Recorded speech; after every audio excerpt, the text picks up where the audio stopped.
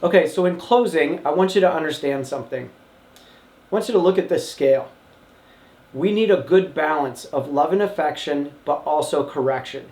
Without correction, your dog has no guide and no compass. We have covered all the reasons why correction is vitally important based on the science of operant conditioning that was thoroughly studied by E.L. Thorndike and B.F. Skinner.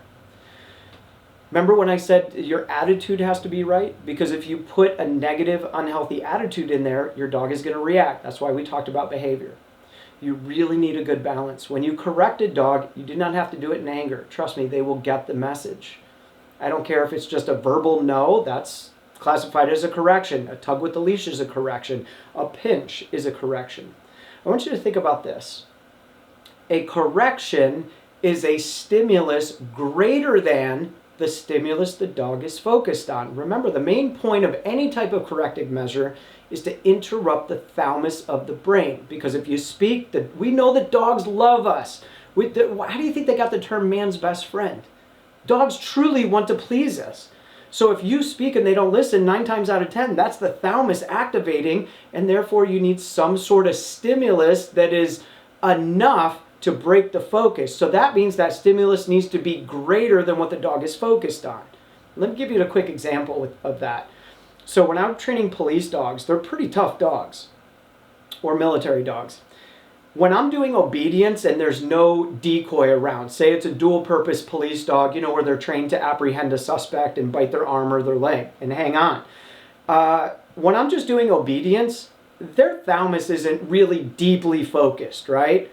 But then all of a sudden a decoy comes out and the dog's like, oh, I get to bite and I get to get all this energy out. Yeah, this is awesome. And then they get zoned in and all they want to do is make their own choice. How do I get over there? How do I get over there? So when we're doing the training without the decoy, let's say hypothetically I'm using an e-collar and this dog's level without yipping that works is 20. When the decoy comes out, there's a deeper focus. So 20 is no longer going to be great enough to interrupt the thalamus. So I might have to go up to 30, but I do it slowly. I'll go from 20 to 23, which isn't much. If you put that on your leg, you'd be like, that's hardly anything. Then I try it. The dog's still carrying on. I'm being nonchalant. I'm being calm. I'm being loving and affectionate. The dog is still forging forward, trying to get to that decoy. I go up 3 more notches on the e-collar. It depends on what kind of e-collar. Some go from 0 to 7. I prefer Dogtra and Tritronics. They go from 0 to 127. So each turn is very subtle compared to the e-collars that are only 1 to 7.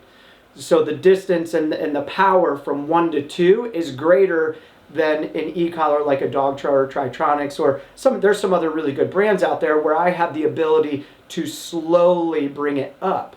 Then I find that level that works at that level when there's a greater distraction. Does that make sense?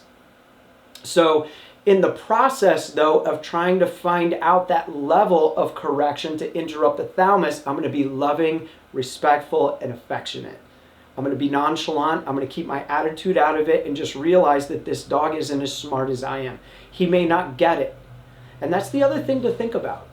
If you try a tactic with a dog, who told us it was okay just to get angry that your first solution didn't work?